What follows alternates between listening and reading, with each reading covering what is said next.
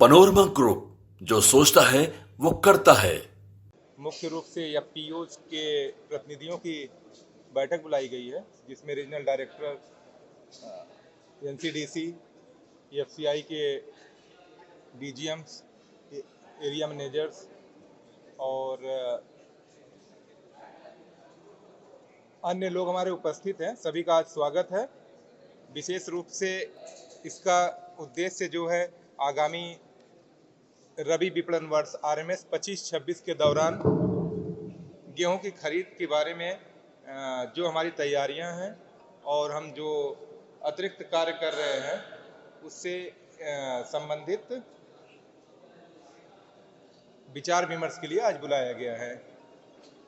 जैसा कि आप जानते हैं, बिहार जो है एक कृषि प्रधान राज्य है, जहां पे मुख्य रूप से गेहूं, धान तथा मेज की खेती की जाती है। बिहार जो है एक डीसीपी स्टेट है। डीसीपी मीन्स की विकेंद्रीकृत प्रणाली के अंतर्गत खरीद की जाती है। यहाँ पे राज्य सरकार धान की खरीद पैक्स के माध्यम से करती है और गेहूं की भी खरीद पैक्स के माध्यम से करना है, लेकिन उस थोड़ी सी गेहूं की खरीद पिछले कई सालों में कम रही है, तो उसमें भारतीय खाद्य निगम भी अपने केंद्र पिछले वर्ष खोले थे और इस साल भी खोलेंगे। गेहूं की जो खरीद हुई थी लास्ट ईयर बहुत नॉमिनल हुई थी, लगभग 10,000 मीट्रिक टन, 1 लाख कुंटल के आसपास ही हो पाई थी, जबकि लक्ष्य 2 लाख टन था। हमारे जो केंद्र थे वो 151 भारतीय खाद्य निगम के थे और वही संख्या इस बार भी रखेंगे। लगभग 5,000 केंद्र पैक्स द्वारा संचालित किए जाते हैं, वो उसी प्रकार से करते रहेंगे। थोड़ा फोन उठा के बोल दो ना, एक प्रेस कॉन्फ्रेंस चल रहा है, अभी करते हैं 10 मिनट। ईडी साहब है, ठीक है, तो करते रहेंगे।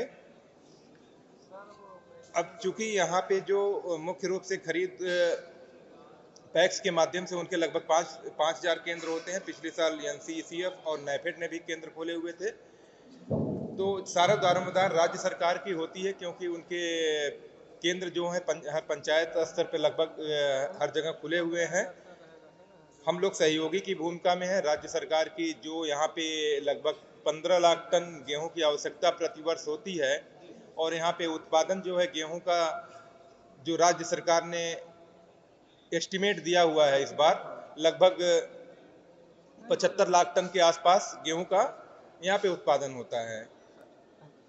तो ये होता है कि जो यहाँ पे बिहार में अपना NFSA के अंतर्गत या दूसरी वेलफेयर स्कीम्स के अंतर्गत जो गेहूं की आवश्यकता है, वो हम यहाँ लोकल ही किसानों से खरीद कर सके, तो हमें अन्य राज्यों से लाने का खर्च जो है वो अतिरिक्त वहन नहीं करना पड़ेगा।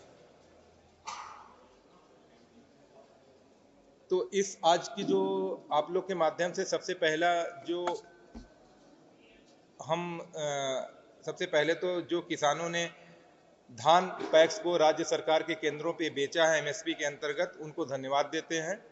और लगभग 39.23 लाख MT धान की खरीद कर ली है, जो कि राज्य की आवश्यकता के करीब करीब 70% पूरा कर लेगी। बाकी 30% हमको अन्य प्रदेश से लाना पड़ेगा, तो उसके लिए किसानों को सबसे पहले हम धन्यवाद देते हैं। दूसरा, जो केंद्र सरकार ने इस साल गेहूं का न्यूनतम समर्थन मूल्य MSP डिक्लेयर किया गया है, उसकी घोषणा करते हुए किसानों को हम अवगत कराना चाहेंगे कि 1 अप्रैल से जो हम गेहूं की खरीद करेंगे वो MSP होगी 2425 रुपये, जो कि पिछले साल 2275 रुपये से लगभग 150 रुपये बढ़ा के 7% की बढ़ोतरी की गई है। तो आपके माध्यम से, आप सभी के माध्यम से, हम अपने प्रचार तंत्र के माध्यम से सभी किसानों को सबसे पहले ये अवगत हो जाए कि किसान का गेहूं का न्यूनतम समर्थन मूल्य कितना घोषित किया गया है। ये विभिन्न प्रकार के अवेयरनेस प्रोग्राम भी हम लोग कर रहे हैं और आपसे भी अपील है कि किसानों को उनको MSP के बारे में अवेयर करें। तीसरी चीज़ है कि हम उनसे अनुरोध करेंगे कि जो भी गेहूं है वो राज्य सरकार के केंद्रों पे अधिक से अधिक लाके देश की खाद्य सुरक्षा में अपनी भूमिका का निर्वहन करें और कभी भी किसी भी परिस्थितियों में एमएसपी से नीचे किसी भी बिचौलिए या प्राइवेट ट्रेडर्स को न बेचें।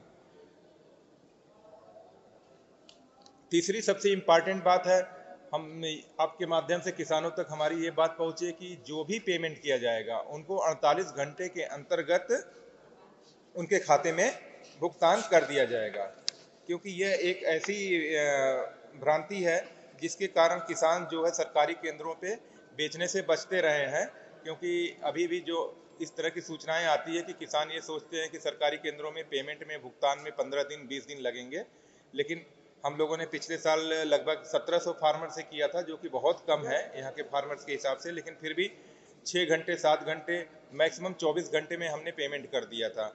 तो ये उन तक पहुँचे कि हम भुगतान जो है 48 घंटे के अंतर उनके जो भी अपने खाते देंगे उनके खाते में पहुँच जाएगा। और एक जो तीसरी बात है कि ये राज्य बहुत बड़ा है, किसानों को तक हमारी पहुंच हो सके उसके लिए एक माध्यम की ज़रूरत है। तो भारत सरकार ने राज्य सरकार के साथ साथ भारतीय खाद्य निगम को भी ये परमिशन दे दी है कि हम या पीओज को अपनी खरीद में अनुबंधित कर सकें, उनके माध्यम से किसानों की एनरिच अपनी बढ़ा सकें। तो आज का मुख्य उद्देश्य यही है कि हम या पीओज को जो भी उनके मन में किसी तरह का शंका हो या किस तरह ये कार्य करना है उस पर हम लोग चर्चा करेंगे और उम्मीद करेंगे हमारे फार्मर्स की रीच या पीओज के माध्यम से अधिक फार्मर तक पहुँचे और वो अपना जो है गेहूं की उपज जो है हमारे केंद्रों तक लाएं और एमएसपी का फ़ायदा उठाएं और उसके बदले में 27 रुपये प्रति कुंटल की दर से या पीओज को कमीशन दिया जाएगा। और या पीओज से भी ये है और अपील है और उनको बताना है कि जो भी खरीद की जाती है ये पोर्टल के माध्यम से की जाती है। पहले रजिस्टर करना पड़ता है फार्मर्स को। 2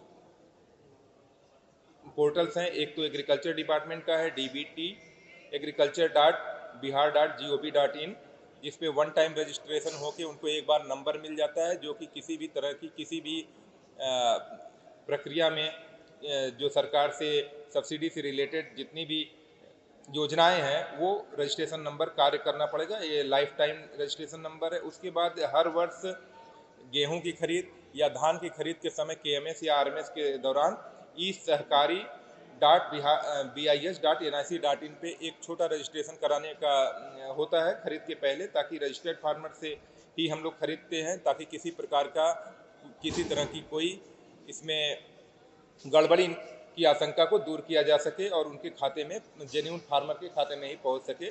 तो ये बहुत ही आसान प्रक्रिया है। अगर किसी को ये लगता है इसमें दिक्कत होती है या क्या होती है तो या पीओज ये कार्य कर लेंगे और हमारे जो डिपो ऑफिस हैं या हमारे केंद्र हैं वो हेल्प करते हैं। इसके अलावा राज्य सरकार के जो केंद्र हैं वहाँ पे भी रजिस्ट्रेशन की व्यवस्था है।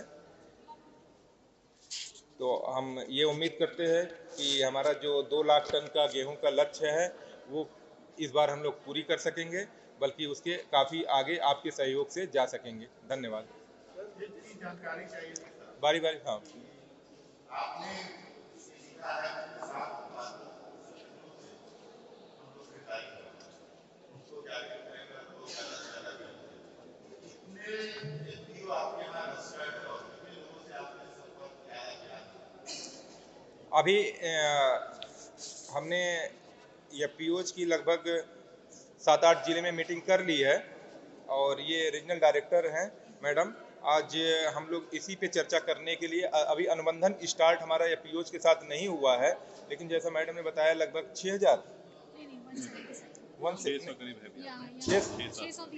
600 लगभग या पीओज यहाँ पे सक्रिय हैं। तो हम कोशिश होगी कि वो 600 में से कम 500 का तो लक्ष्य रखें कि इतने या पीओज को अनुबंधित कर लें, क्योंकि इनको भी बिहार में एक 2 तरह की जो हम लोग को सूचनाएं होती हैं। एक तो होता है कि एमएसपी फार्मर को नहीं मिलता है, दूसरा एक तरह से कंट्राडिक्टरी है कि मार्केट रेट गेहूं का ऊपर रहता है।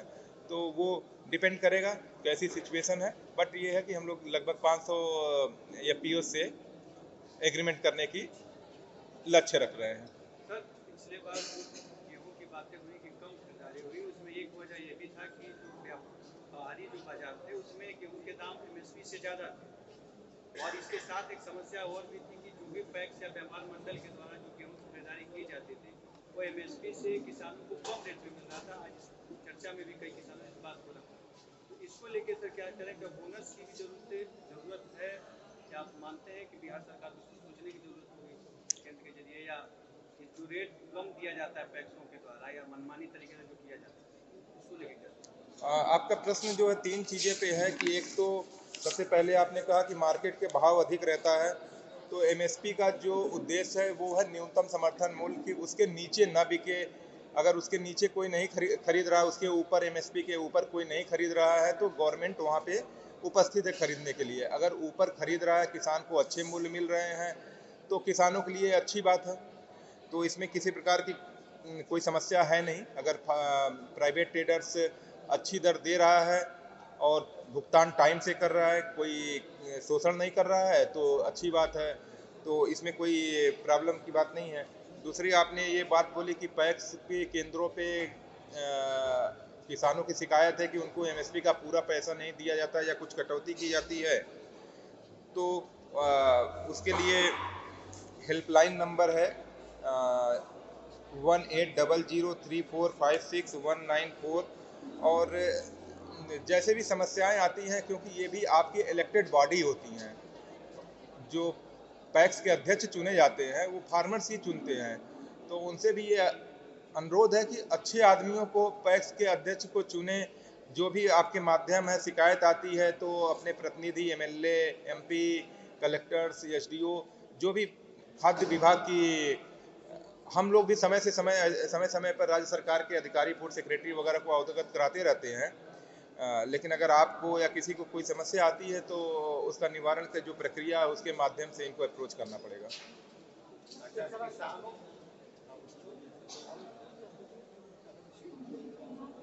सवाल ये भी है कि एमएसपी को लेकर के आपने कहा कि जागरूकता फैलाई जा रही है, किसान को पता चले एमएसपी को लेकर के। एफपीओ के माध्यम से भी हम बेच सकते हैं, किसानों को कैसे पता चले? क्या कोई क्षेत्रीय स्तर पर जागरूकता अभियान आप लोगों के द्वारा चलाया जा रहा है या कोई योजना ऐसी है? हम लोग जो भी फार्मर्स लगभग 600 के ऊपर फार्मर्स कैंप अब तक पूरे राज्य में किए हुए हैं, तो जहाँ भी ये फार्मर्स से हमारा कांटेक्ट प्रोग्राम होता है उसमें ये बात बोल रहे हैं कि हम एफपीओ के माध्यम से करेंगे, लेकिन सिर्फ एफपीओ के माध्यम से नहीं करेंगे। अगर फार्मर्स हमारे पास डायरेक्ट केंद्र पे आता है तो हम उससे भी खरीद करेंगे। और एफपीओज के जो इनके खुद के मेंबर हैं, किसी किसी एफपीओज के 500 और यहाँ तक कि शायद 10,000 भी मेंबर हैं, तो ये कार्य उनको करना है ताकि अधिक से अधिक फार्मर तक ये बात पहुँचे। और बाकी प्रचार हम लोग न्यूज़पेपर के माध्यम से, समाचार के माध्यम से ये बात पहुंचा रहे हैं कि एफपीओ के माध्यम से खरीद की जाएगी। बाकी एफपीओ वालों से भी हम लोग अपील कर रहे हैं कि ये खुद पहुंचाएं, क्योंकि इनके मेंबर्स ऑलरेडी होते हैं फार्मर्स, तो आसानी से ये बात फार्मर्स तक पहुंच पाएगी। प्रबंधक साहब, किसानों का ये आरोप रहा है कि एफसीआई हर साल बुला के उनकी बात तो सुन लेती है लेकिन समस्या का निदान नहीं करती। मेरा सवाल ये है, आज किसानों ने क्या क्या अपनी समस्या बताई? समस्या देखिए, ये कहना तो गलत होगा समस्या का निदान नहीं करती, लेकिन एक बात यहाँ पे आप लोगों को जानना जरूरी होगा, जो कि हमने अपने वक्तव्य में दिया भी, ये एक डीसीपी स्टेट है, डिसेंट्रलाइज प्रोक्योरमेंट। यहाँ पे एफसीआई का रोल सहयोगी की भूमिका है, मुख्य भूमिका राज्य सरकार की है। राज्य सरकार को किसानों से खरीदना है और एनएफएसए में जो बेनिफिशरी लाभुक होते हैं उन तक पहुंचाना है। तो इसमें एफसीआई की भूमिका कहीं आती नहीं है। एफसीआई सिर्फ जब स्टेट के पास, राज्य के पास जो एनएफएसए में आवंटन है उससे कम होता है तो हम लोग देते हैं, और बढ़ जाता है तो वो हमको देते हैं, हम लोग उनकी पेमेंट कर देते हैं। लेकिन यह राज्य अभी डेफिसिट है, कम है जितनी यहाँ राज्य की आवश्यकता होती है। तो इसलिए जो ये कह रहे हैं कि एफसीआई बुलाती है फार्मर को लेकिन समस्याओं का निदान नहीं कर पाती है, तो इसलिए नहीं कर पाती कि हमारे समस्याओं का निदान हमारे हाथ में सीधे तौर पे नहीं है, बल्कि ये समस्याएं जो रिलेटेड हैं वो राज्य सरकार और पैक्स से रिलेटेड समस्याएं रहती हैं। तो हम उन तक ये बात पहुंचाते हैं, विभिन्न माध्यम से लेटर लिखते हैं, जो हमारी ऊपर की मीटिंग होती है, खाद्य सचिव भारत सरकार की मीटिंग हर महीने लगभग होती है, तो वो हम लोग अपने माध्यम से ये बात पहुंचाते रहते हैं। और कुछ कुछ समस्याएं साल भी होती हैं, लेकिन सारी समस्याओं का निदान इसलिए नहीं हो सकता कि हमारा जो है अभी यहाँ पे हम लोग डायरेक्ट प्रोक्योरमेंट बहुत पूरे राज्य में 151 केंद्र का मतलब क्या है, हर राज्य में 4, 5, 6 सेंटर बस। तो लेकिन हमारे केंद्रों से रिलेटेड संबंधित अगर किसी को किसी प्रकार की शिकायत है और उसका निदान नहीं किया गया हो तो उसकी जिम्मेदारी हमारी है। ऐसा हमें नहीं लगता कि किसी तरह का कोई हमारे पास समस्या है। 15 लाख टन योजना के तहत, हाँ जी, NFSA के तहत। धन्यवाद।